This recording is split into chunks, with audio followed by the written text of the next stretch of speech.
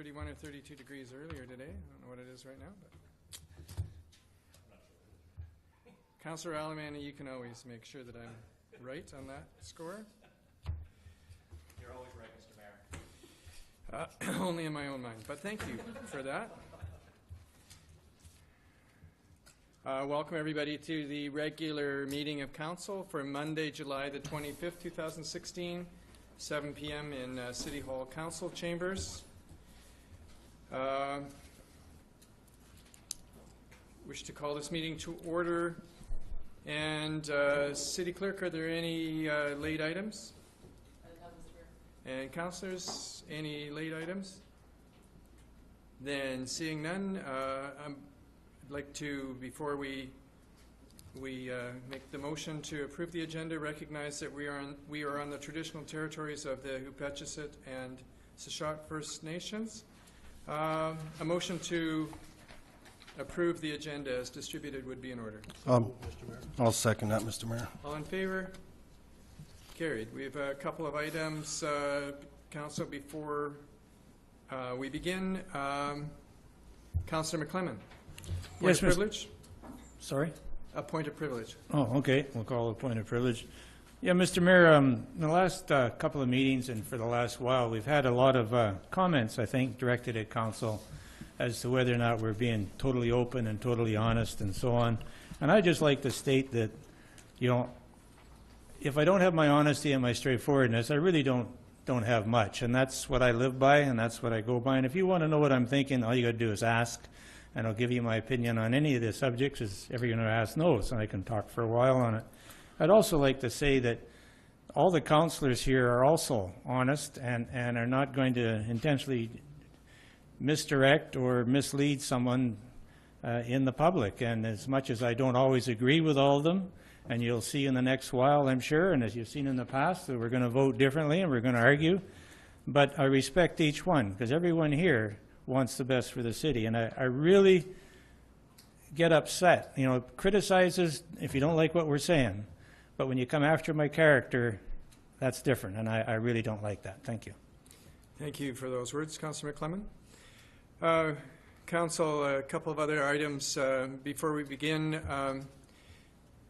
Maybe it's the retired teacher in me, but there's a piece that I want to initiate at the beginning of each council meeting, and that's an opportunity to educate all of us about taxes. We've just gone through a process of people in the community paying their taxes, and so I thought I would just take a couple of seconds at the beginning of each council meeting just to explain some of the answers to the top number of questions that get asked at the wicket as people are paying their property taxes. So tonight's lesson is about why do Port Alberni residents pay for some regional district taxes?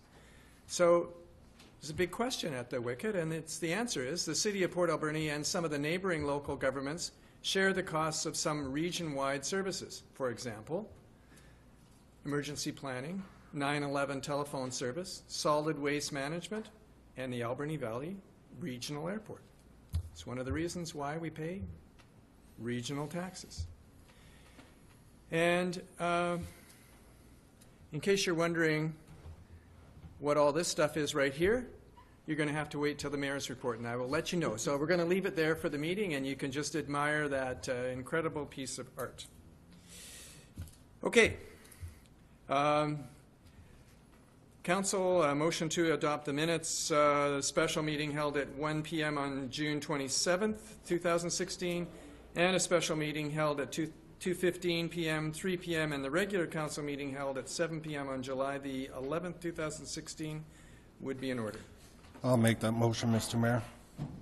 Is there a seconder? Second, Mr. Mayor. All those in favor? Carried. And now this is a public input period. It's an opportunity for the public to address council on topics of relevance to City Council.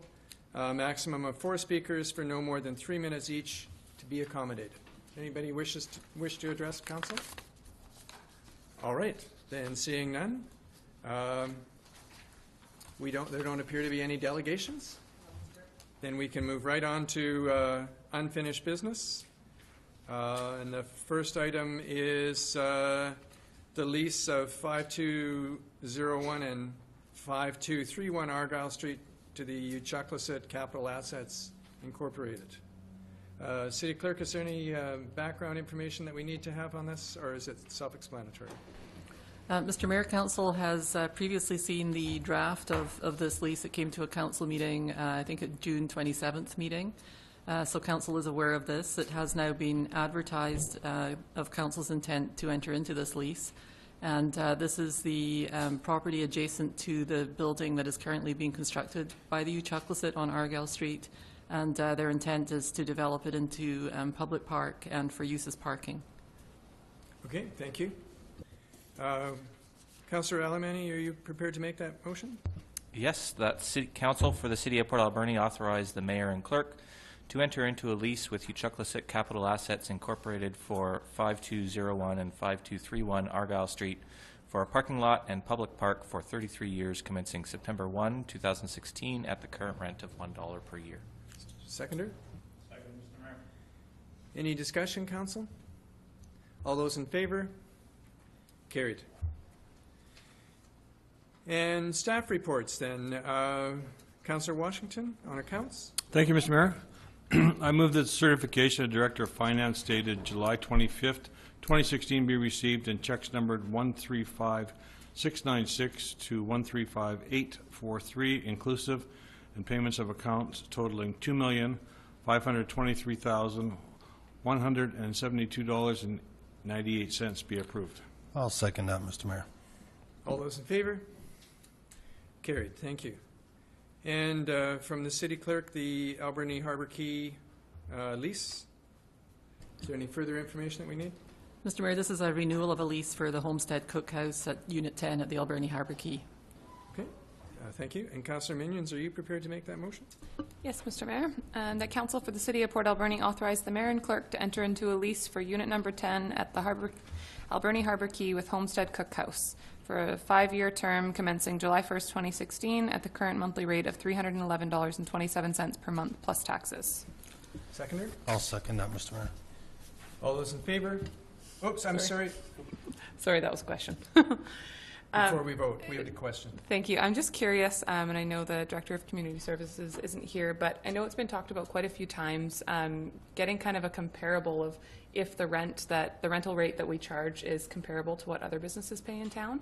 And I'm not suggesting that we should do that for leases that are already in place, but I wonder if it's something that we should have our staff look into for when new spaces come available. I don't know if anyone knows if that's actually been undertaken or not. And we don't have the CAO with us this evening, so that would be a question that we'd normally direct to him. Mm-hmm. But we could certainly direct it to him through the City Clerk. Okay, that'd be great. Thank you. Okay, so then any other questions, Council? So on the motion, all those in favor? Carried. Thank you. And City Clerk, on Twin City Brewing, the lounge endorsement. Yes, Mr. Mayor. Council will recall the public process that was undertaken last year, but Twin City Brewing Company has applied to the Liquor Control and Licensing Branch for a brewery lounge endorsement for their establishment on Margaret Street. The Liquor License Branch has completed their initial review of the application, and they're asking Council to consider the application and provide a resolution, including comments and a recommendation in respect to the application. So there's certain regulatory criteria that the City must consider and comment on, and there is some information provided in the report included in the agenda package. The applicant, Aaron Coline, is in attendance this evening if Council has any questions, but he did apply to Council to amend the zoning bylaw to add microbrewery to the list of permitted uses in the C3 service commercial zone. A full public hearing was held on June 22nd, and Council subsequently adopted the bylaw.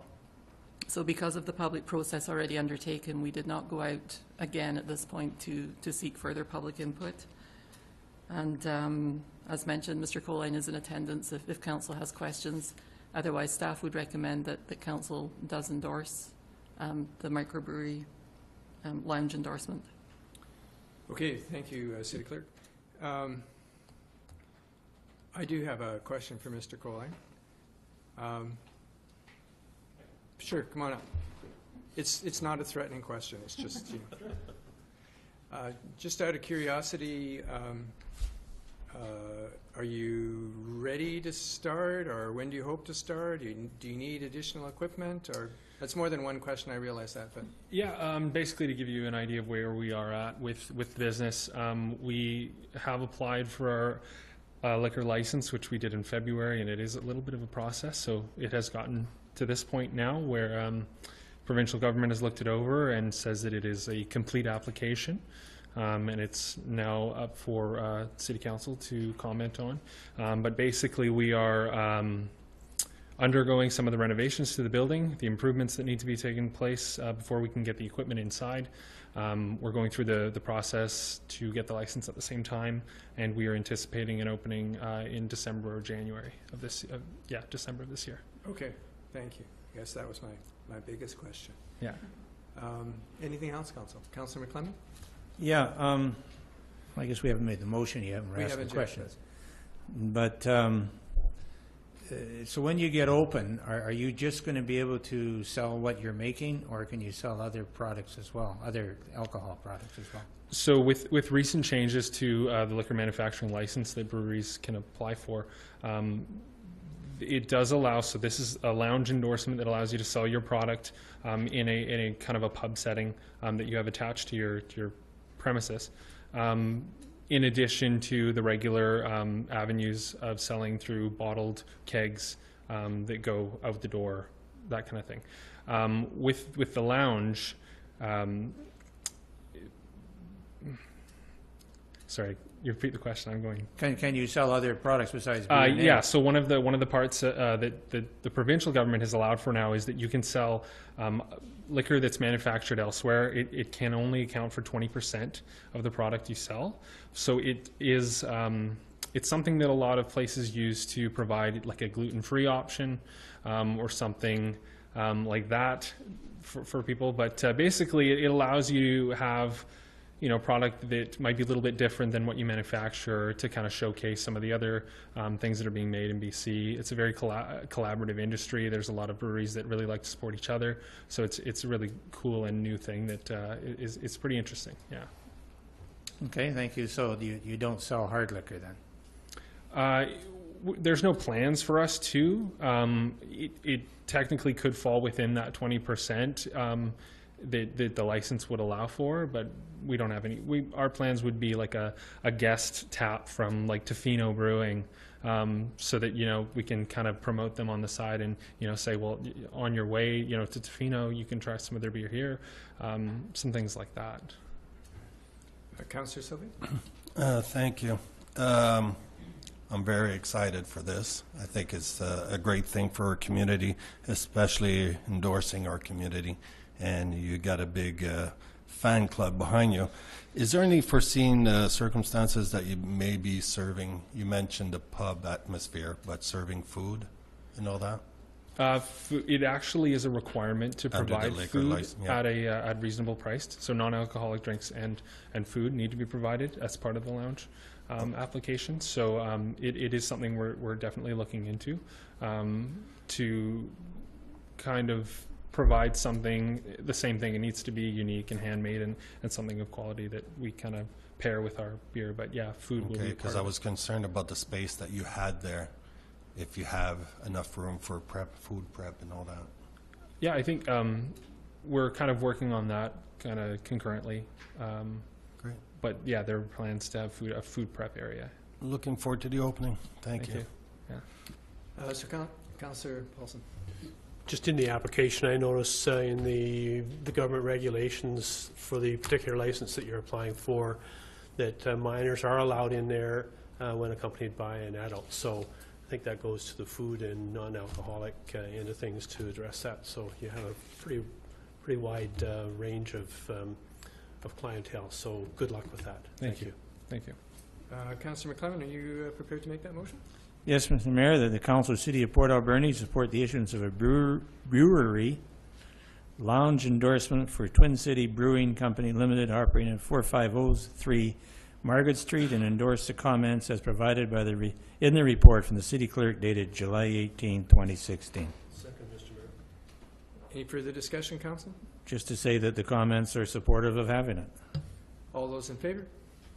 I like your T-shirt. Looks great. Thank you. Will they be for sale? They will be. Good. And from the city engineer, the Coal Creek Tender Award. Welcome, city engineer. Thank you, sir. Before you is a request for your approval to award the tender to IWC Excavation for the sewer works that we're doing on the Coal Creek project. And I think you'll recognize there that we've reduced the scope in this project. It did include some drainage pipe, some large diameter drainage pipe, and a concrete diversion chamber. But when we had the prices received, they were much higher. So we were able to actually extract some items out of that contract just to make it within our budget, and those other pieces that we will carry over for the next year. So we do have enough money in our remaining budgets that you have approved for this work, and just looking for your approval to award this tender and then go ahead. Councillor Washington? Thank you, Mr. Mayor. Where does the company that got the award, or you awarded the contract to, where are they from? Nanaimo. Sorry, city engineer, I just had a, maybe it's just me, but I had difficulty following the math of this. Okay. How can I help? I'm not sure how we got to 251,000. Oh. In the discussion, I just didn't understand. I didn't see anywhere that's tied to that. Sorry, the very last line in the discussion, it has 264, but that includes taxes. So the amount that's in the recommendation is removed from tax, 251,882 plus tax. The point that we have in the discussion was including tax. Sorry about that. Okay. Councillor Minions. Thank you, Mr. Mayor. I just wanted to clarify, I was kind of looking at the numbers as well, and I was a bit unclear. The two accounts that you talk about, one with almost 280,000 and one with about 10,000 left in it, was the one that has, or 9,100 left in it, was the rest of that account used for the first portion of the project, and that's what's left over? Yes. Okay, so Yep. so that one's completed under budget then? Yeah. There's money left over essentially? Yes, there is, yeah. Okay. And yeah, we'd broken up, sorry. No, go ahead. Yeah, we'd broken up that project into a storm component and a sanitary component, and so we're moving forward with the residual of the one project, and then the balance of the other. Okay, so, great, thank you. And then the other thing I just wanted to clarify was, like, do you know why the quote that came in was so much higher? Is it just the timing, or was there more work that needed to be done? Just higher than what I guess was expected to begin with. Yep, our engineer's estimate was a little bit lower, but I do feel that it was a result of the contractors being busy. Yeah. So I think we're doing the right thing by scaling back, reducing that, and then we will retender the remaining work with a further phase of that project. As I'd like to remind council that our stormwater separation is a very, very important part of our future infrastructure upgrades, is to separate the rainwater from our sanitary sewer pipes. So that we've got a lot of work to do in that area, and we're focusing on the Coal Creek, and this is the bottom side of that little watershed, and we'll be going up there for several years. So this will really be the beginning of a longer-term project. Okay. Okay, thank you. Any other questions? Councillor McClellan? Yeah, thank you, and I think it's a good project you're doing here. I just have one question. Would it be cheaper, I guess is my question, if we didn't do anything this year, put that money aside, and then in next year's budget did it all at once? Mr. Mayor, when we were evaluating this, that was one of our options, was a do-nothing option. Just you know, retender next year, and perhaps it would be a bigger project, and then one could consider, well, maybe we'll get a better price out of a bigger job. And then one was to come back to City Council for more money mid-year. And then the third one was reduce the scope. So in our discussions, we want to get this project started. We've got a contractor ready to go. It's a much larger project in the future. I think we should do what we can now with the funds that we have available, and then we'll start fresh in 2017 with the next phase. Okay, thank you. Any other questions? Councillor Sauvé, you have a question? Okay, Councillor Paulson, do you want to make that motion? That the report from the city engineer dated July 15th, 2016 be received, and council for the city of Port Alberni award the tender for the Coal Creek sanitary and drainage sewer upgrade contract to the low bidder, IWC Excavation Limited, for $251,882.96 plus GST from funds provided in the 2016-2020 5-year financial plan. I'll second that motion, Mr. Mayor. Any further discussion? All those in favor? Carried. Thank you, Thank City you. Engineer. Council, we have in front of us the current status report. Are there any questions on that status report? Councillor Washington? Thank you, Mr. Mayor. First question I have is on the second number 17. There's two 17s on there tonight. The RFP to Clutha Haven that was extended to June 30th as a high priority, and have we got any news on that one? We will have. We actually have a meeting about it tomorrow with the Port Authority. So we'll be making a decision tomorrow, and then it'll be able to come back to, I would expect, to the August the 8th Thank you. council meeting. And the other one is number 30, the renaming. Should that not be taken out? We could. It was just the. Just one less thing we have to deal with. Yes, we need to pass a motion of council in order to take that out. So if you want to make that motion, feel free. I move that we remove current status report item number 30, renaming Gertrude and Stamp, and just take it off the board. I'll second that. Okay, it's well seconded. Is there any further discussion? All those in favor? Carried. Thank you. Then, Councillor Washington, do you want to move receipt of that status report? Thank you, Mr. Mayor. I move that the current status report be received. Seconder? Second, Mr. Mayor. All those in favor? Carried. Thank you. And, sorry, next one is the manager's monthly reports. First report is from the RCMP. Inspector, welcome.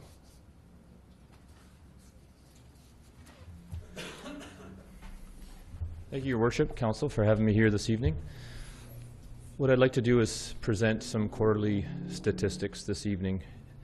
What I've done is recapitulated the statistics for April, May, and June, and what I plan on doing moving forward, and I certainly want your input. It's your report and what you'd like to see in there.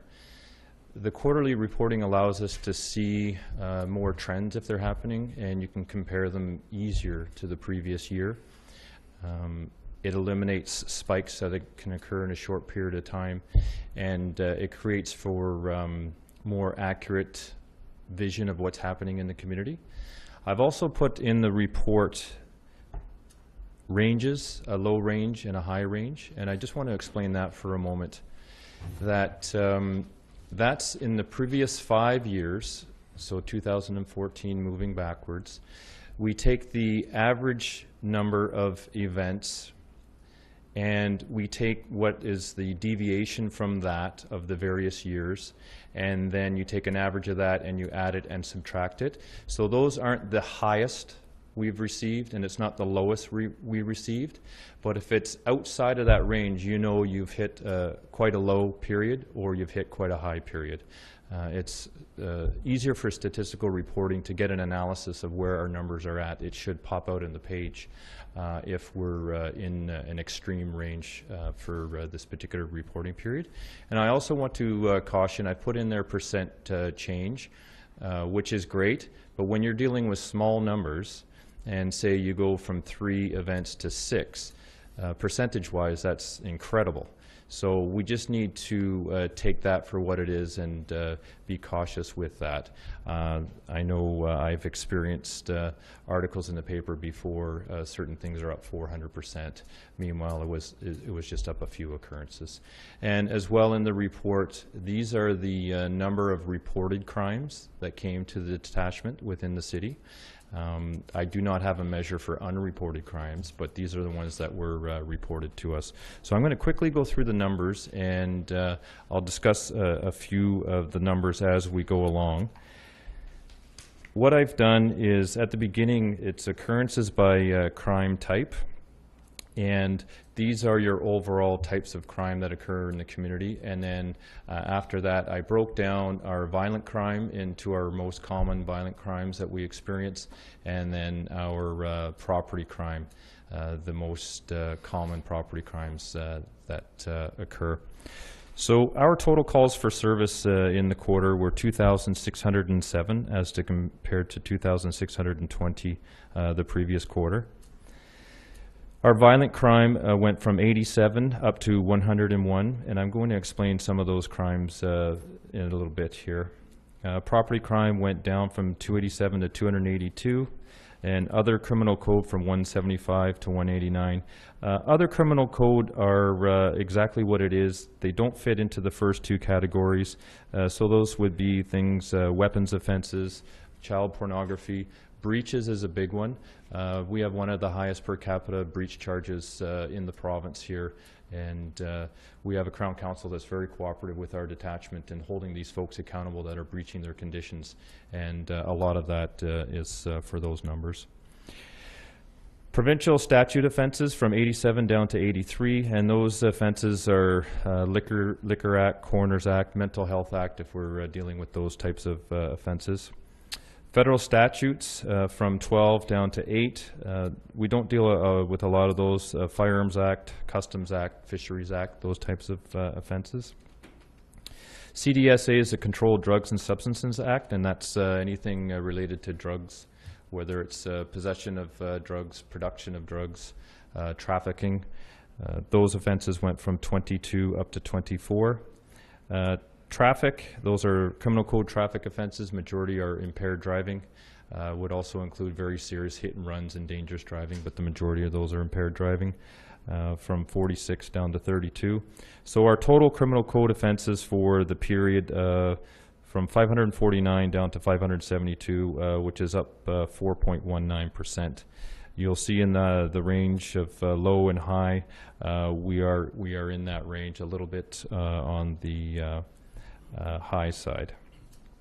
When it comes to violent crime, assaults are down, and we want to see this number down from 63 down to 47, a reduction of 25%.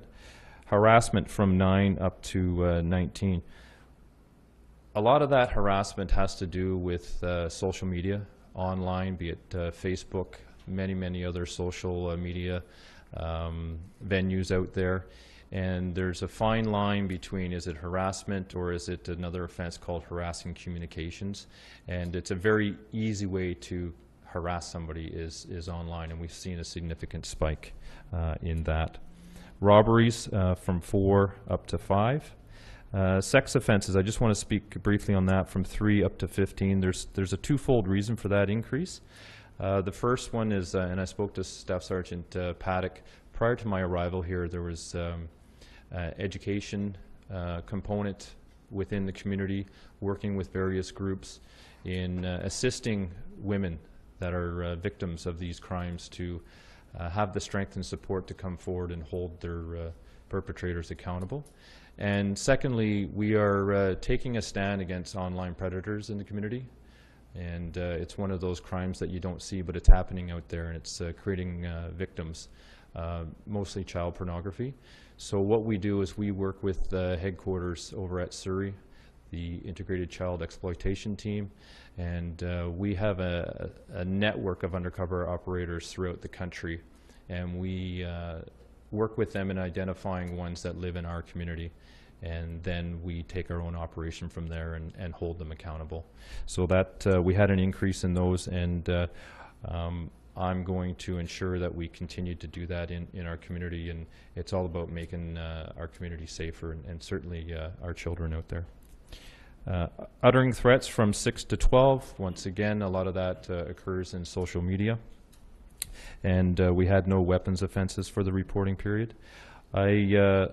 Itemized domestic violence, and that's anything to do with a partner relationship that involves violence, be it assault, threats, and weapons offenses. Anything where it's a partner abuse. It's went from 39 down to 29, a reduction of 25%. Over to some property crime. Auto theft went down from 13 to 8. Bike theft from 11 went up to 12. Break and enter to businesses from 14 down to 5. Break and enter into other, this would be like sheds and cabins and those types of things, from 8 to 7. Residential break and enters from 18 down to 14. Fraud from 21 down to 10. And I talk about reported occurrences, and I can tell you we're not documenting every single CRA fraud email, phone call that comes in, because these would be into the thousands on an annual basis. These are founded frauds that we're investigating at the detachment. Mischief to property, it's from 90 up to 114, and you can see 114 is on the high range. I have not identified what's the causal factor there, and perhaps when I'm done here, if any of you folks have any insight from the people that you're talking to in the community, I'd be very happy to hear that. Theft over $5,000 from 1 up to 2. Theft under $5,000 from 47 up to 58. Possession of stolen property from 4 down to 2. This may sound odd, but I'd like that number to go up, and the reason for that, it shows that we're out there doing our crime reduction strategies and catching people with stolen property. So we'll be working on that in the future. Shoplifting from 25 down to 18, and theft from vehicle from 34 down to 30, and you can see that that's at the very low range of the previous 5-year quarters, and I'd like to keep it in the low range. It's one of those crimes that really frustrates me in communities. Majority of these offenses occur when a vehicle is left unlocked and there's valuables in sight. It's one of those crimes that we truly can prevent as a community, and I really encourage everyone to lock up their items and lock their vehicles. I just briefly summarized the collisions that happened within the municipality in the last quarter. We did not have any fatal collisions, nor did we last year. Non-fatal injury, so this is a collision where there were injuries sustained, from 11 down to 6. Collisions that had over $1,000 of damage, from 15 up to 21, and collision where the damage was under $1,000 remained at 11. Many collisions that are under $1,000 don't even get reported to the police. They just call the ICBC number and exchange information and deal with it themselves. There's one more statistic that's not out there. It came out on July 20th, and it's the annual crime severity index reporting for the country. And crime severity index is a measure of the crime that's occurring in your community, and it's a weighted measure, and a good example of that is the crime rate is simply the number of crimes that were reported per 1,000 population. So if you had 50 shopliftings in a 1,000 population, but you had 50 assaults in a 1,000 population, the crime rate's the same, but the crime severity index would be significantly more for the assaults. It's a weighted measure. So there are 305 police services across the country, policing a population of over 10,000 population, and this is across the country. And Port Alberni's crime severity index is rated at 30, and it's They also rate the violent crime severity index and the non-violent crime severity index. The violent crime severity index was 25, and the non-violent was 33. Moving forward, I'm hoping to get a crime severity index specifically for all the communities in the province over 5,000 population, so we can have a look at that and see where we compare locally. There's many communities in Ontario that are over 10,000 population that have very, very little crime, and they're all in that list. So I'd like to put it a little bit more in perspective, and when I have those numbers, I'll present those to you folks. And this weekend, coming up, a long weekend, we have a traffic initiative in the community. For me, traffic's very, very important. Number one, safety of our roads, but also it's visibility out in the community. Visibility is very, very important to me. It creates a safe environment for our community. And we're partnering up with Central Island Traffic Services. They're stationed in Parksville, but they're coming here this weekend to work with our members in traffic road checks and those type of things. And looking forward to that and making sure we have a nice, safe weekend. Councillor Minions. Thank you, Mr. Mayor. Thank you very much for the report. I think it's really helpful kind of how you put it together here and the numbers you've presented. I just wanted to ask about the numbers, decreasing numbers for domestic violence and assault. I know you can't put a number on it, but do you have an idea of if the actual crimes are reducing or if just they're not being reported? That's a tough one to answer and analyze because there's statistics in there that I just don't know. We have a very engaged domestic violence unit at the detachment that works with community partners in ensuring that there's those supports for people to come forward. And I would like to think that, and this has been going on for some time, that has had an effect, that spouses are leaving these dangerous relationships, and it cuts down on those crimes. But the actual number of reported crimes versus non-reported is very difficult to put a finger on. Okay, thank you. Councillor Alberni. Thank you, Mr. Mayor. Thanks for the ranges and the changes that you made to the report. I think they're really valuable. I like those ranges a lot. They give you a really good sense of sort of what's happening. One thing I was wondering about as far as the statistics go, I mean, if you know, there's lots of people who go onto the court lists and they, you know, you go see someone that's charged and they're charged with a dozen things all at the same time. Is there a way that the statistics, or is it possible to include sort of the number of people that are involved, like how many people are actually committing crimes in the community? Is that going up? Is that going down?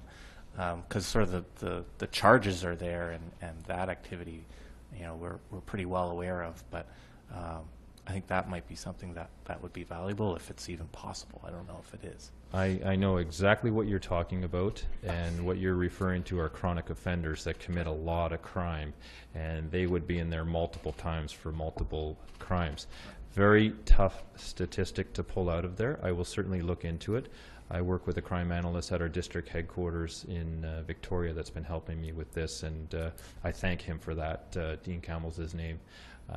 Assisting me with this, and we will have a look at that. I mean, anything's possible if you want to put the man hours and go through file by file and look at those. So I'll have to balance the efficiencies of being able to produce that versus inefficiencies, and it's just not worth the time, but I will look at it. Certainly. No, that's great. The only other question I had is around the collisions. Is that just car to car, or does it include, you know, if a pedestrian is involved? That would involve pedestrians as well. Okay, Councillor Sobey. Thank you. One statistics I would like to see, and I know that it's being captured, is any or all crimes related to alcohol and drugs.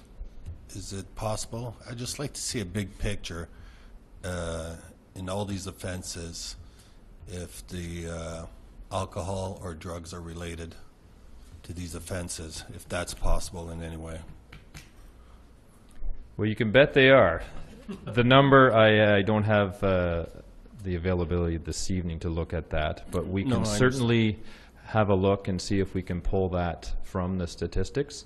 It's well known that not just here, mental health and addictions, and I would consider addictions part of mental health when you're not of sound mind, is a huge contributing factor to crime, and that's all communities. That's not just here. And I will see what I can do to pull those numbers out. Yeah, I know in the scoring process of each files and all that, there's an element that you could put alcohol related, but I'm just wondering if we could put alcohol and drugs related. But I'll leave it to you. Thank you. Yeah, Inspector Hunter, thank you so much. I just have very minor, niggly kind of question about the statistics, the low range and the high range. If we look at the provincial statute offenses, I noticed that quarter 2 is 87, but you've said that the low range is 92, and I just wonder why isn't the low range 87?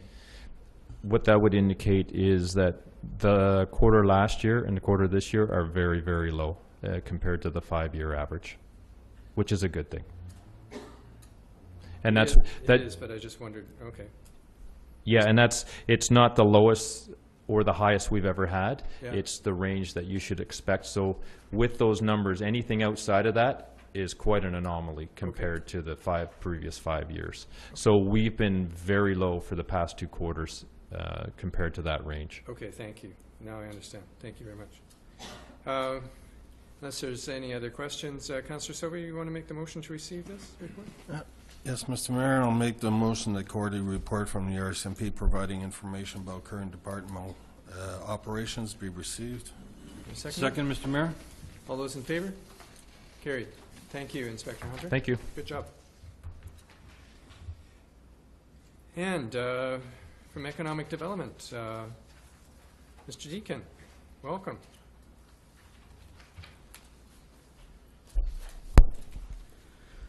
Thank you, Mr. Mayor and Council. Seeing the inspector's report play out reminds me that everything is one, all is connected. We're working, as you can see from my report, on a whole number of fronts to attract new residents, new visitors, and new businesses. And when we find ourselves in a place where we sit, unfortunately, so high in the rankings for something that is of concern to people when they're moving or visiting, it just makes for a bit more of a challenge. And so I did, as Council will have seen, invite Council rather than challenge them to adopt a goal of having 20,000 residents in Port Alberni by October 15th, 2023. When I did my presentation to Council during our budget review, I had suggested we strive for that goal in a 10-year period. And when I took another look at it recently, I thought, well, we've got 2,600 people to get to a point of 20,000 residents, which is still 63 people short of our high point, which was in 1971. But rounding things off, 2,600 people, 2,600 days would take us to October 15th of 2023 from today. So, and as I mentioned in the report, the rationale for it is that Statistics Canada and the Economic Development Association of Canada say that the strongest indicator of a good economy or a growing economy is population. And our population has been quite flatlined and perhaps even decreasing, although I think certainly anecdotally, for the last 2 quarters, at least I think, our numbers need to be going up, and we're getting a handle on that in a number of ways. And I know from an earlier conversation with you, when I said I'm aware that a goal needs to be realistic, as well as measurable, and you shot back with an observation that the number of retirees that the paper mill and the sawmills have coming up in the next few years would open up roughly 1,000 jobs in that 8-year period, and you didn't see a problem with it, so I was delighted to hear your perspective on that. It's all quite doable, in my opinion. All right. Councillor Minions. Thank you, Mr. Mayor. Thank you for the report, and I'm excited that you've put this on paper and that you want us to endorse it. I think it's a great goal to have. I like the timing that you've set, and I think that if we endorse it, I'm excited to hear about some strategies and plans to kind of get us there. I know that there's a lot going on, definitely in your department and in others as well, to attract people to town, but I look forward to, I guess, seeing that all sort of come together to move the community forward, so thank you. Thank you. So does that mean you're going to make that motion, Councillor Minions? All right. You're doing your part. Okay. That's right. I am doing my part. I'll move that we formally adopt a goal of having 20,000 residents in Port Alberni by October 15th of 2023. I'll second that, Mr. Mayor. Any discussion, Councillor Alberni? Just because I haven't put my math brain on yet, but what would be the growth That'd be 15% over that period of time. Okay, fair enough. We might already be some of the way there. We just haven't heard back from the census yet, from May. All right. Yes, and we do have a head start here, yes. Yeah. Thank you. It's very ambitious. I mean, the provincial growth rate is in excess of 2% in most communities. I mean, we've got some ground to make up. So I observe that Port Alberni rises to the challenge on virtually every occasion. I mean, we've managed to nail down a number of titles, if you will, good titles, by virtue of social media. And we've catapulted some of the residents of the community into other countries and into the highest echelons of individual fundraising efforts for what's been done simply through social media. So that would certainly be one of our strategies. But there, as I indicated in the report, we need to involve the entire community in this. Well, looking at the number of families watching the parade on July 1st, I would say we're definitely on our way. There are lots of infants and toddlers on that one. So, without further, Councillor McClellan? Yeah, just a comment, I guess. I'd like to hear a report back every 6 months of how you think we're doing. 1,000 people coming into the mills. Well, that doesn't take any work, but they may or may not live in town. They may drive from Parksville, they may go to Beaver Creek, Cherry Creek, and then we wouldn't see the figures here. So I'm just wondering if you could update us on different incentives and initiatives that you're taking in conjunction with council and anybody else to actually get people here.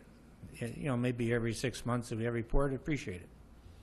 You bet. I think it's a very valuable addition to this. All right, anything else, Council? So, on the motion relating to the population goal, all those in favor? Carried. And thank you, Mr. Mayor. I will, 2 other things I'd like to say.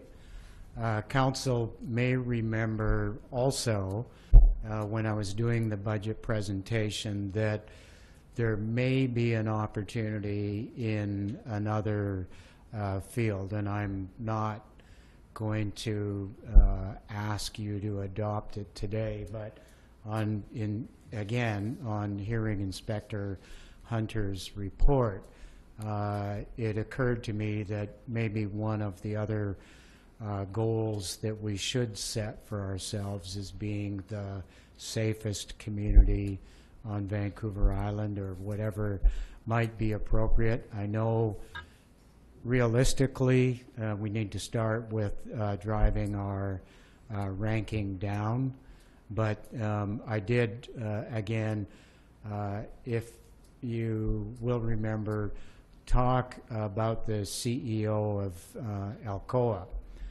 who, when he, now we're going back to the 80s, but when he took the reins of that company, he told all of the reporters and the analysts that he was going to make them the safest company to work with. And I know a lot of people were surprised by the remark, and in fact some analysts even told their customers to sell their stocks in Alcoa because they had a crazy guy at the helm.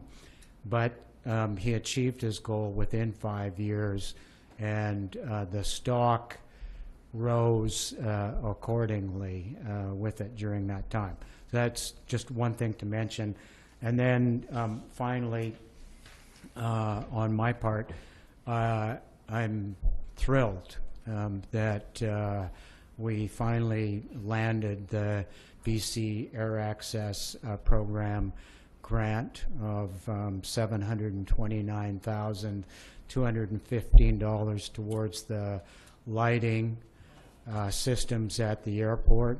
And it's been a long haul, but we had letters of support from BC Emergency Health Services, some of the physicians in the community, as well as many of the corporations and other stakeholders in the community, the support of First Nations. And we know that there were a lot of people within the provincial government rooting for us, and that there were a lot of individuals in the community who were also using their connections to achieve that goal.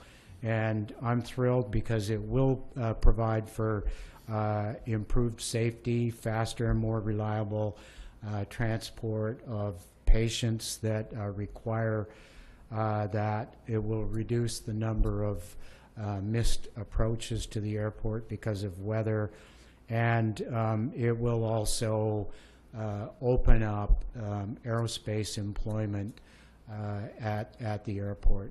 The Coulson Group, in the business plan that was done for the application, indicated that they thought that having 24/7 by 365 operations would allow them to expand their staff by up to 30 aircraft maintenance engineers over the next 3 years.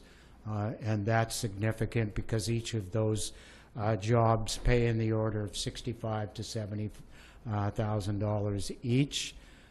So I'm also pleased that the provincial government has recognized the investment that this community has made in the airport. I mean, we applied for assistance with the airport runway with 3 different grant programs before we succeeded. So this was the 4th attempt, and I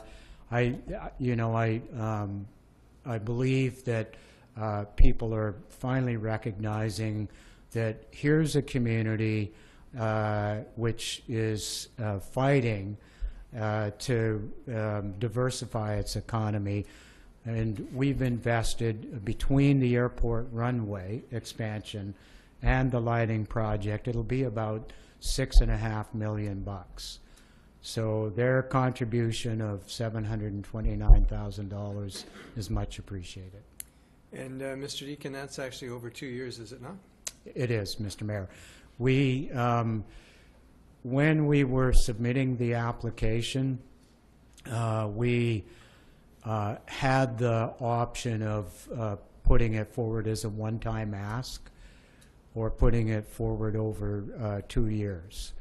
And we made the decision to put it over 2 years because we thought we are going to do everything possible to get them to yes. And so it's $361,000 this year and the same next year, and it worked. It got us to yes. We may have gotten to yes by having it all in place this year, but the regional district's staff took a real hard look at how the project would unfold and realized that they could, in fact, manage it over 2 years. So, Good news. I heard today that the Premier has lately been singing the praises of Port Alberni and how she wants her government to help this city be successful. Are you able to comment on that at all? no, I'm not, Mr. Mayor. Okay. The Premier, at each of the last two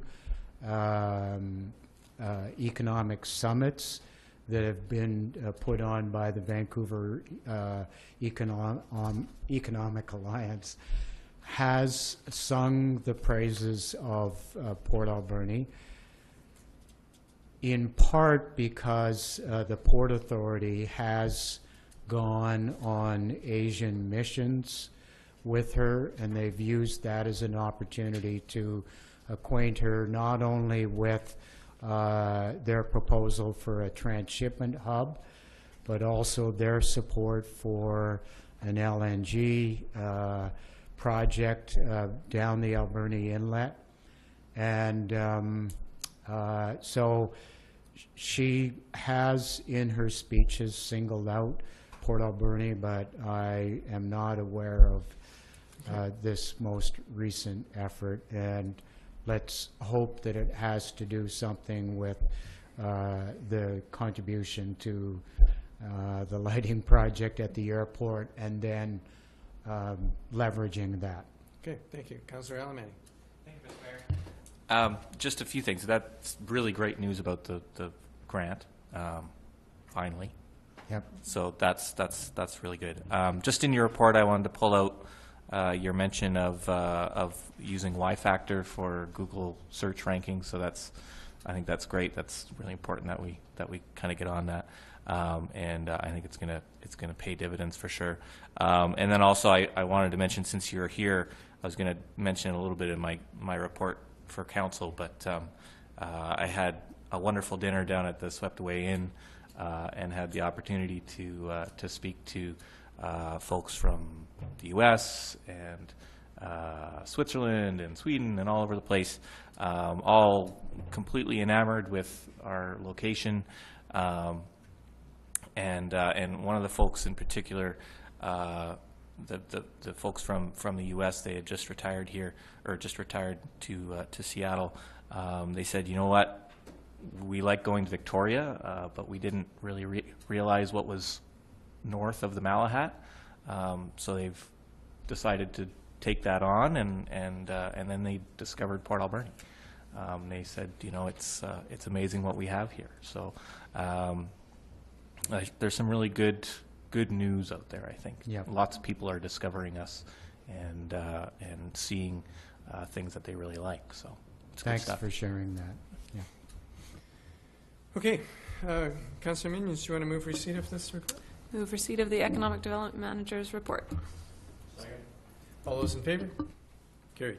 Thank you, Mr. Deacon. Council, we're on to bylaws. Building bylaw amendment. These bylaws are required for the adoption of regulations, financial plans, changes to land use policy, and to approve borrowing. A bylaw requires 4 separate resolutions to be adopted and must be considered over a minimum of 2 council meetings. Each reading enables council to reflect on the bylaw before proceeding further. The first bylaw, building bylaw amendment number 1, and bylaw number 4915. Councillor Alberni, would you like to make that motion? Yes, Mr. Mayor, that building bylaw amendment number 1, bylaw number 4915 be now finally adopted, signed by the mayor and clerk, sealed with the corporate seal, and numbered 4915. Okay, is there a seconder? I'll second that, Mr. Mayor. Okay, and before we vote on it, we have the building inspector here who can give us some additional information regarding amendments. Are you prepared to educate us? I can answer some questions. All right.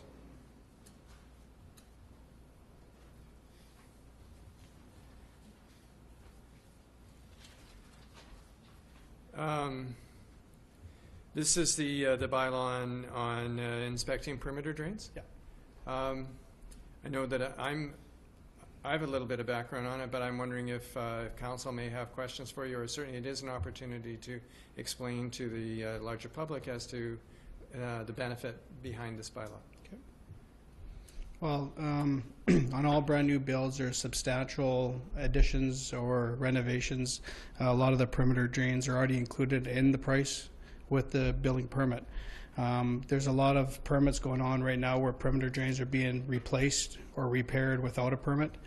And right now we're having trouble with improper installations or improper knowledge of installations of the new types of being separated from the groundwater to the rainwater leaders.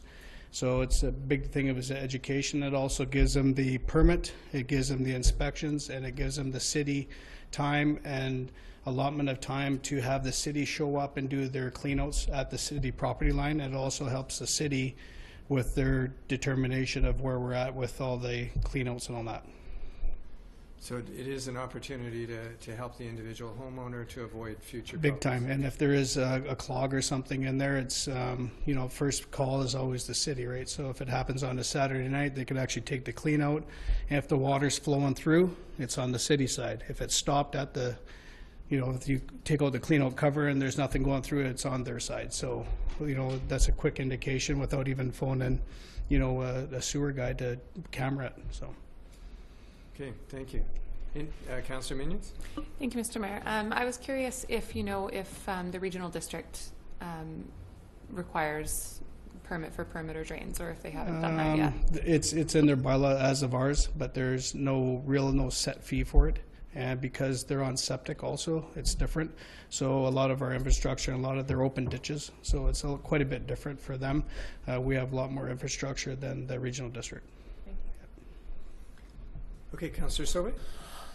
Yeah, I had concerns at first that it was just a cash grab to go towards the property tax for the people, but now I got a better understanding. In the past, when people build their perimeter drainage, and they did it on their own and all that around the house, they don't have the permission to attach to any of the drainage with the city. That's correct. And what was happening, there was a lot of rocks and all that going into the infrastructure and actually causing backups for other users of that one line being backed up, you know, full of drain rock, getting caught into that 8-inch main, and then the people up from them are actually getting caught with the backups also. So it's to try to help out with a little bit of. But this will help to control the fact that people connecting to our lines without us knowing is going to be alleviate the and problem. also it's the safety of all the residents too. Like then, you know, we're given the permit, then we're also given the BC1 calls, you know, to do that. There's a lot of homeowners that like to try it themselves. I've been on renovations where pipes have been installed upside down, or, you know, 6 inches of drain rock underneath the perimeter drains, which is not good. Because as you raising the water table is going to actually go in your basement or your crawl space. They think they're helping by putting the drainage on the bottom, but it doesn't help. So. And how did we come to determine the amount of money that was just for helping out with the staffing and the permits and the average price of each. and also for the materials being used at the cleanouts, with the cleanouts and the equipment being used at the time. Thank you. Okay. Anything else, Council? So on the motion, then, all those in favor? Thank Carried. you. Thank you very much, Mr. Goodrow. We have a report, Council, from the Deputy Director of Finance regarding Council's request for comparison on rates paid for water by average homes on Beaver Creek in the city of Port Alberni. Very interesting report showing that comparison.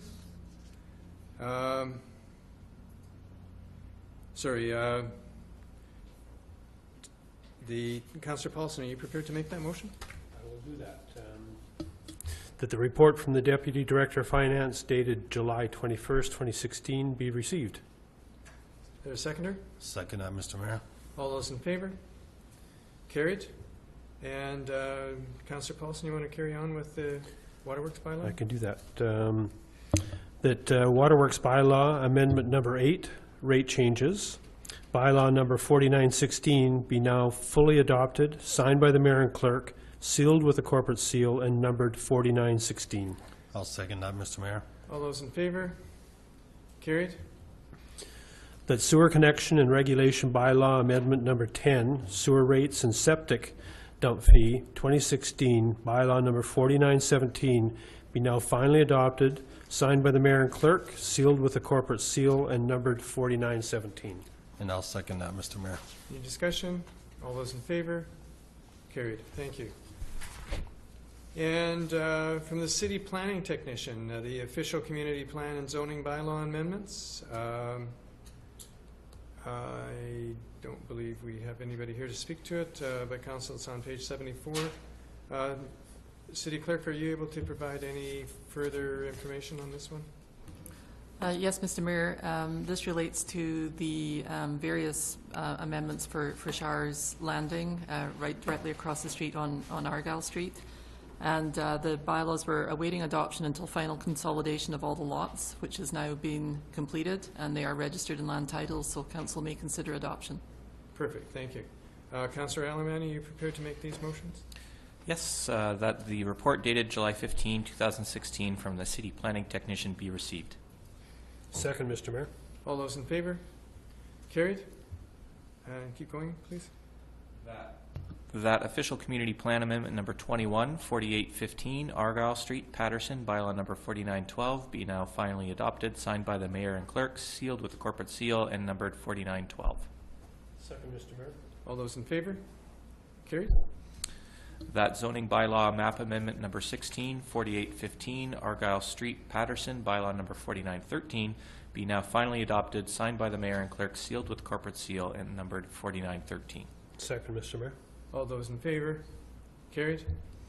That zoning bylaw text amendment number T10, site-specific RM3, high-density multiple family residential, bylaw number 4914 be now finally adopted, signed by the mayor and clerk, sealed with the corporate seal, and numbered 4914. And second one more time. And all those in favor? Carried. Thank you, Council. Council, we have correspondence for action. First one is from Unifor. It's a copy of a letter dated July 6th from Unifor and a letter dated July 12th from the New Chelmsford Tribal Council to Fisheries and Oceans Canada, concerned about a proposal from the groundfish troll industry that would lead to additional processing of hake at sea. Councillor McClellan, are you prepared to make that motion? Yes, Mr. Mayor, and I'll make a comment. The copy of a letter dated July 6, 2016 from Unifor and a letter dated July 12, 2016 from the Chalmers Tribal Council to Fisheries and Oceans Canada, concerned about a proposal from the groundfish trawl industry be received, and Council of the City of Port Alberni provide a letter to Fisheries and Oceans Canada opposing the 10-year pilot program for processing hake at sea. Is there a seconder? Second, Mr. Mayor. And Mr. Mayor, this is a proposal that was made. It hasn't been accepted yet, but our representatives that are on this committee has asked for the regional district and city to not just endorse their position, but also to write a letter stating that we do not wish this to happen. There's a lot of people in Port Alberni that work in the processing plants in Ucluelet. There's a couple of buses a day go down there when the fish are there, when the processing is taking place. And yeah, there's not a whole lot of places to live on the West Coast because of tourism and lack of space and so on, but they've got a job. And that's a lot of people who'd be out of work. If we're putting this processing out into a Polish or a Russian or whatever processor, even a Canadian processor, I don't know if they have them, but I think there's a couple still around. So it would be doing our people out of work, and I think that should be mentioned in the letter. It's a significant number of the residents in the city of Port Alberni that travel out on a regular basis in order to take advantage of those employment opportunities. And I think it's good that we have people from Port Alberni going out working and coming back instead of the other way around. Yeah. Thank you. And I believe it's been moved and seconded. All those in favor of the motion? Carried. And counsel from the Office of the Seniors Advocate, we have a letter dated July 15th asking for all municipal governments in BC to consider increased safety initiatives for senior pedestrians, including lowering speed limits in appropriate areas. Councillor Sauvé, are you prepared to make that motion?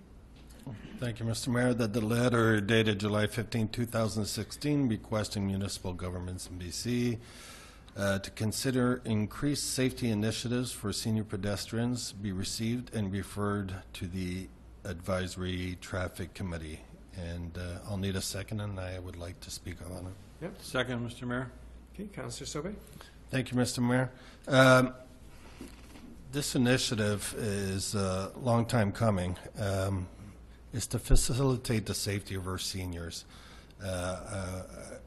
And if I'm speaking just on behalf of the city of Port Alberni, there needs to be amendments made, and I'm speaking to traffic advisory members on council here, but sidewalks be able to be easily accessed to wheelchairs just by shaving down the sidewalks at key areas.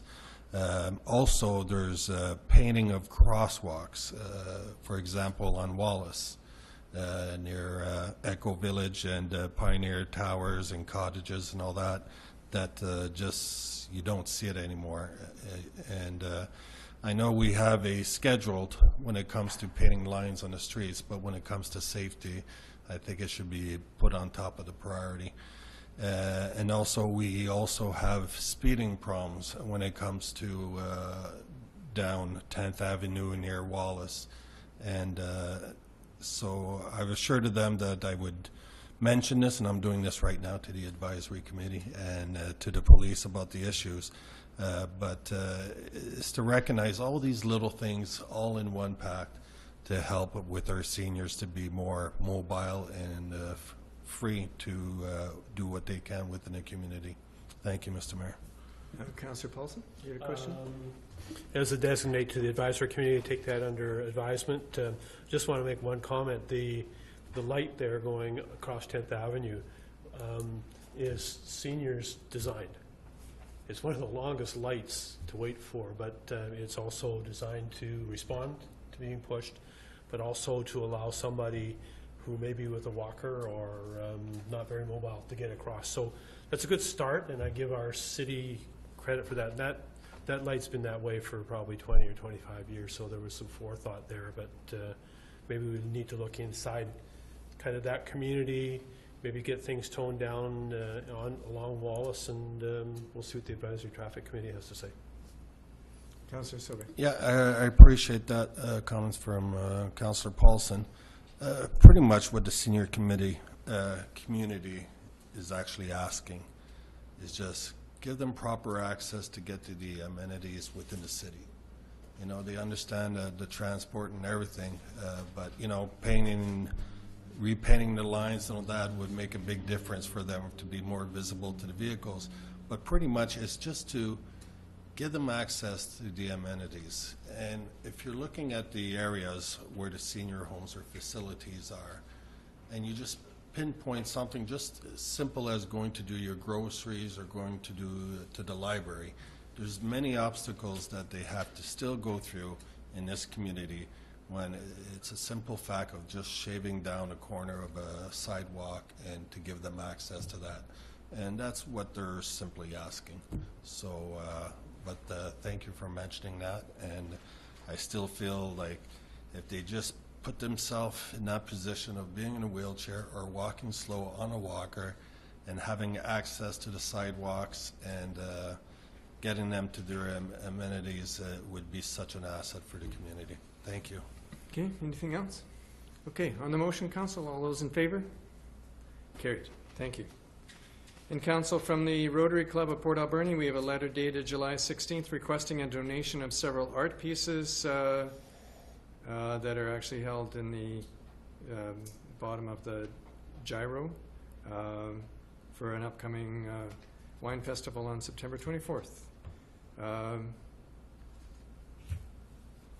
Sorry. And Councillor Washington, are you prepared to make that motion? Certainly, Mr. Mayor. I move that the letter dated July 16, 2016 from the Aerosmith Rotary Club requesting council donate art pieces from the former Clock Tower Gallery for the silent auction at the upcoming wine festival be received and the request endorsed. I'll second that, Mr. Mayor. All those in favor? Carried. And then the last item, Council, from Roland Smith, we have a letter dated July 20th requesting further detail regarding management team costs prior to changes made within the city. Councillor Minions, are you prepared to make that motion? That the letter dated July 20th, 2016 from Roland Smith requesting further detail regarding management team costs prior to changes made with the city be received and referred to the Chief Administrative Officer to provide additional information. I'll second that, Mr. Mayor. All those in favor? Questions? No. Thank you. Carried. And Councillor Minions, how are you doing? I'm great. You're good? Yeah. All right. And then we have a proclamation from the Cerebral Palsy Association BC. We have an email dated July 19th requesting that October 5th, 2016 be proclaimed as World Cerebral Palsy Day. Councillor Washington, are you prepared to make that motion? Certainly, Mr. Mayor. That the email dated July 19, 2016 from the Cerebral Palsy Association of BC requesting that October 5, 2016 be proclaimed as World Cerebral Palsy Day in Port Alberni be received and the day proclaimed as requested. Seconder? Second, Mr. Mayor. All those in favor? Carried. And City Clerk, we have some correspondence for information.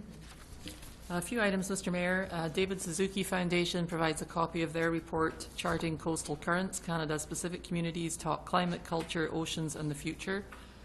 Smart Fueling has sent a letter from representatives of 3 of Canada's leading industry associations providing information on their smart fueling initiative.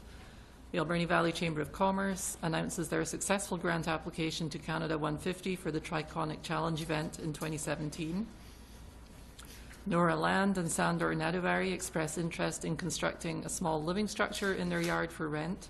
And just as a note for Council, there will be a report back from the planner on secondary suite provisions in due course. Advisory Traffic Committee meeting minutes of April 20th have been provided. Marilyn Hickey has sent a letter expressing concern with the tone of recent council meetings. The Association of Vancouver Island and Coastal Communities has sent a copy of their letter to Transport Canada seeking a response to a resolution that the Government of Canada approve and release $7.5 million of federal funding for the Island Corridor Foundation's capital works. The Ombudsperson has provided a copy of files closed from April 1st to June 30th, 2016. The UBCM requests support from Council for gaming funds available to non-profit community organizations, call for poverty reduction plan for BC, and federal marijuana tax fund for the 2016 UBCM convention.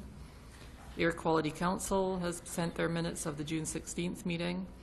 And lastly, the Ministry of Transportation and Infrastructure, Bike BC funding, have sent a letter regarding funding to expand and build cycling lanes, trails and paths for cyclists and pedestrians throughout British Columbia, and advising that $50,875 was received by the City of Port Alberni for bike route improvements.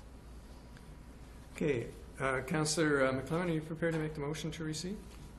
Mr. Mayor, I move that all the information of correspondence numbered 1 through 11 be received and filed. Seconder? Second that, Mr. Mayor. All those in favor? Carried. Thank you. There is no report from in camera, so that brings us to council reports. Sorry, Councillor McClement. Yeah, I was just going to make a couple of comments on a couple of the information Thank you. letters.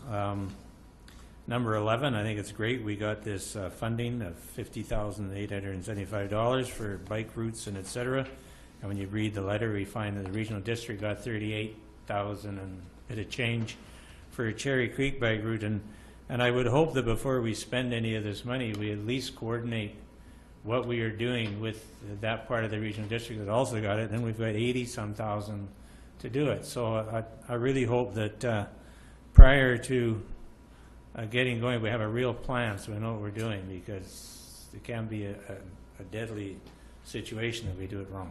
Well, and further to that, I would hope that the overall plan would come to council so that we could see it before it finally gets put into motion. It's kind of what I was suggesting, Mr. Mayor. Yes. Thank you. Anything else? Councillor Alberni?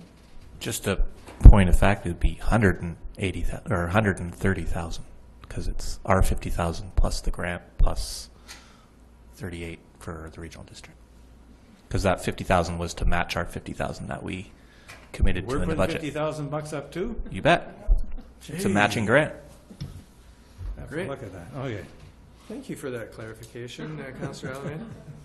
And the other thing, Mr. Mayor, this on page 90, Nora Londe and Sandor Nudvari, I hope I said their name right, looking for putting in secondary suites. It's something we've talked about in this town and different councils for a lot of years.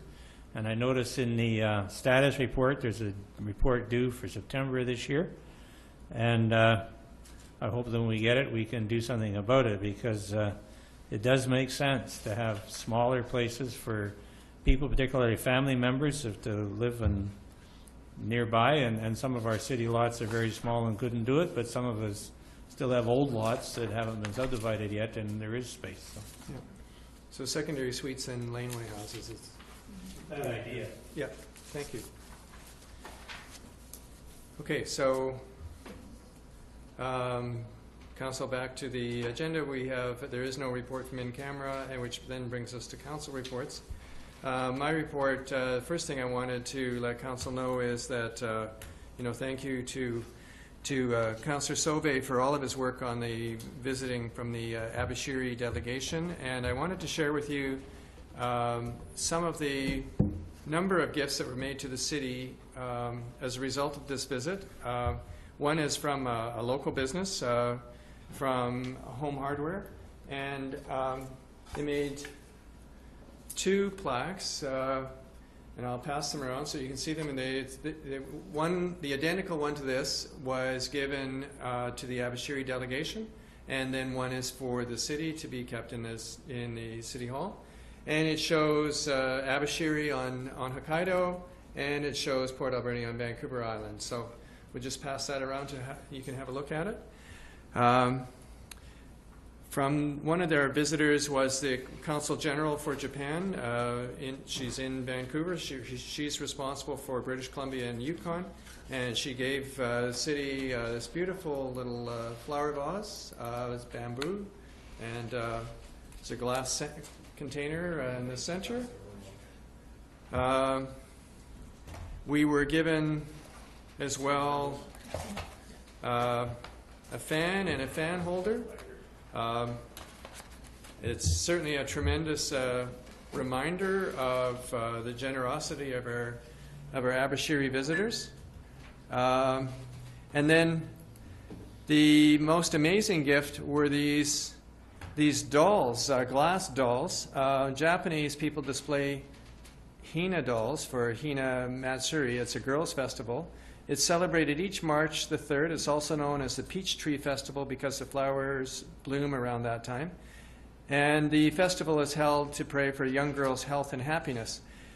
And these dolls are made from recycled glass from fluorescent tubes. So I won't pass them around, but but they're on a special tray and everything, and it's the glass is engraved with the memory for us. So it is an amazing gift, and because this comes with it, then no matter what happens, we will remember what it was for and who it was from. So, wanted council to know they're incredibly generous. So some of us are hoping to return the visit in August of 2017. And we, of course, will bring quite a number of gifts that directly from Port Alberni in return. And I also wanted to point out that Councillor Sauvé had worked with quite a number of people to design and prepare these amazing plaques that showed Mount Arrowsmith and hands engraved with representing the two communities. They were extremely well done and well designed. So that was an entire weekend that I was only involved in one day, but it was quite the event. I had the honor of being a celebrity chef at Fir Park Village one day, and flipped burgers and hot dogs. So that was kind of fun. I was at the aquarium opening reception. Lots of people there, and it was great to have that official opening of our aquarium. As well, like a number of you, I went to the Community Forest AGM, and on our behalf, I'm happy to say that we received as a dividend for a city $100,000 from 2015 to come to the city, and we can make some decisions about what to do with that money. Attended the Pride event at Williamson Park, as well the same day, the 50th anniversary of the opening of Little Bavaria, and had the pleasure of not only meeting the previous, the present owners, but the previous and original owner of Little Bavaria, who originally from Germany, and it was quite an honor to meet the gentleman. So, and council, that's my report, and I move the receipt of that report. Second, Mr. Mayor. All those in favor? Carried. And from the regional district, Councillor McClellan? Yes, Mr. Mayor, reported last meeting that there hadn't been a meeting, and there still hasn't been one until 2 days from now on Wednesday. However, I guess I can update council on a couple of things, particularly the lack of response from the provincial government on the connector highway through to Horn Lake. They have promised a first reply, I think it was last September, then December, and then June, and now maybe September again. So it's going to be interesting. It's very nice. If our Premier says nice things about Port Alberni, a check would be good too. So we'll see what happens. I do know that there is political individuals on trying to get the government to make a commitment prior to the election. If they don't make it prior to it, they're sure not going to make it after it. So and that's not a criticism, that's just a fact of life. So, thank you very much. So that's basically my report on the regional district for now. And you want to move receipt? I'll move that little report. Yeah. I'll second it. All those in favor? Carried. And from councillors, Councillor Washington. Thank you, Mr. Mayor. July 12th, our first Our Town program at Blair Park, and I think probably at least about 500 of our close personal friends came out to play. So a very well receptive event, and looking forward to our next event. 21st of July, went to the Salmon Festival meeting to be prepared for all new, refreshed, and renewed. Everything's new when it comes to all their advertising, all their poster and everything. Got a young lad on there now, and it's going to get away from all the old boring stuff and get something new and exciting, so we're looking forward to that. And tomorrow night will be Our Town Into the Wilderness, which is at Williamson Park. This is our first time for Williamson, so it'll be interesting to see what happens there. Like you said at earlier meetings, the train will be going, and there will be a shuttle from Echo Center. So hope to see all our friends there. That's my report. That's at the mill, isn't it? At the mill? At the mill. You said Williamson Park. Oh, I'm sorry. Don't make me come over. I was thinking, I was looking at the other one. No, it's at McLean's Mill. I'm sorry. Thank you. Thank you. You had me rude. Thank you. Okay, Councillor Alberni. Thank you, Mr. Mayor. Yeah, I was trying to figure out how to get on the train to Williamson. That's all. All good. So, went to Blair Park for our town. It was awesome, as it always is. The weather held off too, so that's good too.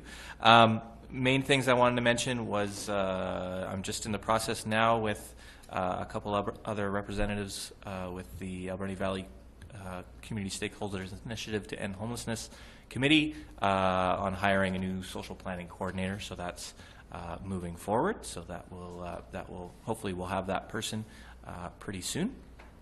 And then the only other one I wanted to mention was going to see the Island Corridor Foundation Liaison Committee meeting, which is the first one of those that's been held.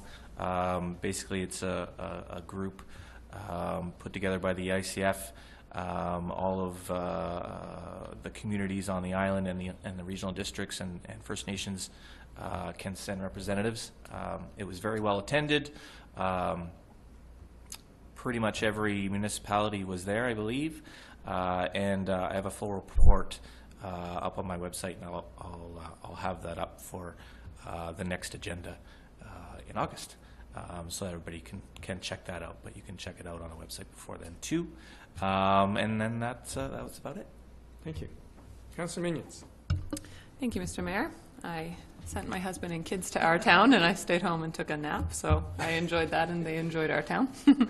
Not much to report. I attended the Rainbow Gardens annual general meeting and the Community Forest AGM. I was very pleased to hear about the $100,000 dividend, so I look forward to discussing what we're going to do with that. And that's my report. Thank you. Thank you. Councillor Paulson. I'll be brief as well. This kind of goes to what I was talking about the last council meeting, giving organizers in our community credit for things that they do. And I spent a day out at Sprout Lake Regatta on the Sunday, and who knew, that there's that many hobbyists. People come from all over the Lower Mainland and the island to come to that event. Beth and I got there just in time to see an exhibition pass of a boat with 4,000 horsepower in it. And I'll tell you, it made the hair on your arm stand on end. So my kudos to the Sprout Lake Regatta group for putting it together. I talked to one of their directors, one of their volunteers, and they're having trouble finding younger volunteers to make sure that that is an ongoing success. And it's just another event that brings economic development dollars to our community. So good for them. If you're interested in sponsoring, please approach one of the directors. Went to the Community Forest AGM, once again, very informative. And of course, attended the Tyee Landing official opening. And for anybody who hasn't been down there yet, go down and have a look. It's going to be a neat place, and it's going to become part of the gathering places for our community. That's my report. Thank you. And Councillor Sobe. Thank you, Mr. Mayor. Very, very busy. Too many things to mention here. First of all, to mention about the fishery delegation. I wanted to send out to the city staff and the community and all the businesses that helped put that together on behalf of the Twinning Society. We want to thank the community because it was really greatly done, very organized, and thank you to all the sponsors that helped us. And again, we were very privileged this time to actually have the brand new Consulate General attend from the Consulate in Vancouver, and she received red carpet service. So everything turned out great. So again, on behalf of the Twinning Society, thank you for the community. Thank you to City Hall and staff for welcoming the delegation. And we're looking for volunteers to continue on with the Twinning Society. So please, anybody interested, let us know or let me know. And let's go on to the Hog Fest. Unfortunately, I showed up near the end, missed all the action there, and went to the Pride Barbecue again at the end. I guess they ran out of food very fast, so but it was well attended. And I was guest chef at Echo Village, so I was able to do hamburgers for the seniors, and I really always enjoy my time there. I attended a special meeting at Pioneer Towers to explain the permissive tax to the residents and the city's position. They're kind of in a bind right now that they're not able to claim this permissive tax, and so I just went there on behalf of the city to explain our position and how it stands and what can or cannot be done. And on the 21st, along with Councillor McLennan, representing the mayor, went to the Port Authority for the Soma Strip Pier, and that was well attended. And that's my report, Mr. Mayor. Thank you very much. Okay, and Councillor McLennan. Thank you, Mr. Mayor. Most things have been mentioned, but I do think that the Tyee Landing needs a bit of at least a comment. It's I think a fantastically built waterfront feature to our town, and if it's successful, and I don't see why it shouldn't be, in attracting businesses and commerce, as well as the fuel dock at the far end of it, I think we'll have a very good thing to keep going down and watching it grow. Like the aquarium idea that we have here, it's not quite as unique, I guess, as in Ucluelet, because they tell me the water here in the canal has a bit too much fresh water for some of the species, and they can't just bring it in because, and the comment I think was, look at the pilings, there's nothing growing on them. And I thought, oh, it was the last time I looked, I thought, but maybe it didn't look very good. And the community forest, I think the board of directors of community forests need a great shout out from all of us. They've been on as volunteers now, and all they get is a free lunch now and again. And they have run a forest that's really not adequate to what our needs are, and they've made it as well as can be as is possible. So I say good, and there's another bit of money, and some comments for that were to put the money back in and buy ourselves another tenure to get enough wood to make a decent profit in the future and have more control over how the forests in our area are run. This Saturday is the pirate train for the McLean Mill, and I just had a request here while a bit was been here is to try and provide a black powder cannon for them, so I'll see if any of our club members have one that can get there. It's kind of short notice, but you might get a cannon fire too if you get out there. And that concludes my report, Mr. Mayor, and I move the acceptance of all these wonderful reports by these councillors. And I'll second that, Mr. Mayor. All in favor? Carried. There's no new business. The Councillor Minions. Thank you, Mr. Mayor. I realize that it is past break time. My baby is probably here somewhere. But I have a motion I'd like to make. I'd like to make a motion that we approve the request for $5,000 to a cause to support a portion of their video to educate victims of assault. And if I have a seconder, I'll explain. I'll second that, Mr. Mayor. Thank you. I know that we asked some questions at our last council meeting and then just voted to receive. We didn't really discuss why we weren't voting to grant the request, so I assume it's just funding and, you know, trying to be frugal with our tax dollars. And I support us having that conversation if we don't want to fund community initiatives anymore. I think that's something we do need to do, but I think that this request is not necessarily the place to start that. I think this is an initiative that's going to be very important to our community. It's definitely needed, and I'd like to see us at least discuss funding this request. Okay, we've got it seconded. So Councillor Sauvé? Is this a notice motion or? It's an actual motion. It's an actual motion. I'm all for it, and it's needed. There's a lot of agency out there, including victim services, that could play a crucial part into the production of this information video. It's not going to be only for our town. It's going to be creation for other towns. And the inspector explained it very clearly as into report stats of sexual assaults, of domestics assaults, and so forth. But there's a large number that are not reported. And we need to find a structure how to support those who are not reported. What I would like to see is, and I encourage regional district to match this. This has been proposed to regional district. They haven't answered. They haven't stepped up as the city has done right now through Councillor Minions. I would like to see the regional district step up and match our funds. Thank you, Mr. Mayor. And Councillor McClellan? Yeah, it's not a lot of money. I'm just curious. It seems that we want money, it's sitting somewhere where this money would be at right now, where we'd be taking it from. Yeah, that would be my question as well. Where would the money come from for that? And to what extent would we be setting precedent for, groups coming to council in the middle of a budget year asking for money? We have pots of money for various things, and is there some pot of money somewhere that we could tap into without taking off some other project?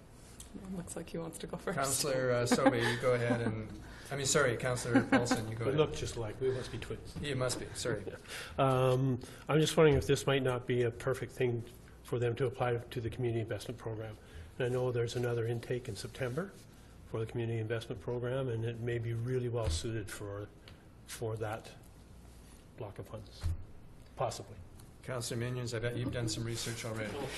Thank you. I agree with you. This is perfectly suited for the community investment program, and in their letter, they actually specifically stated that they recognize they're not going through the proper process, and that they are trying to get this project kick-started while they have people available.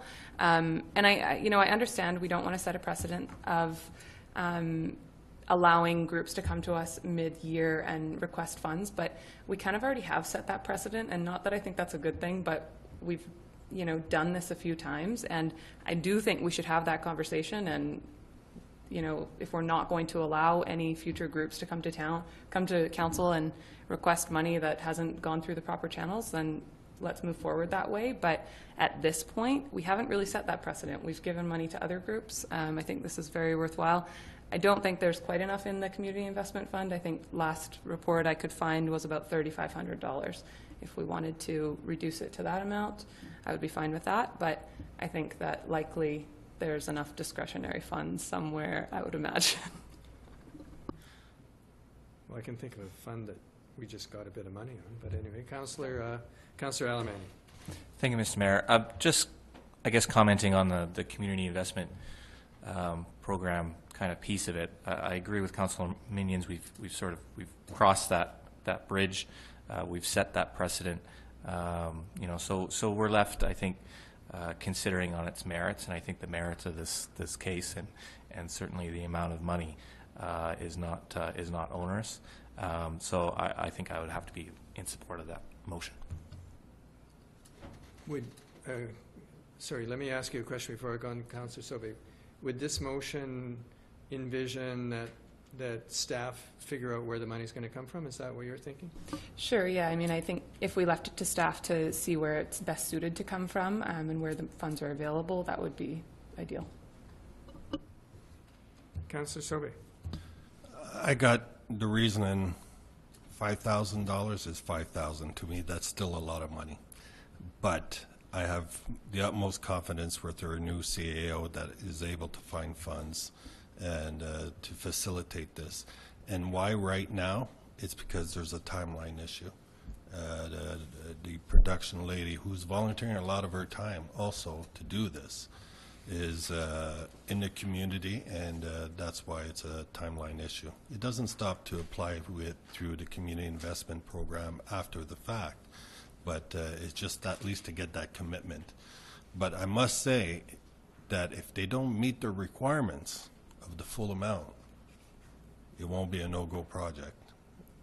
So they have to meet all these requirements. They're asking for a portion from the city, and they're going to be hoping getting an answer after I said it tonight from the regional district, and get their portion from there. But if they don't meet those portions, I don't think it'll be a go project. So, thank you. Are you suggesting it's 5,000 from the city and 5,000 from the regional district? Is that what you're saying? Mr. Mayor, the regional district has been asked for the same amount. Okay, thank you. I wasn't aware of that. Okay. On the motion, all those in favor? Opposed?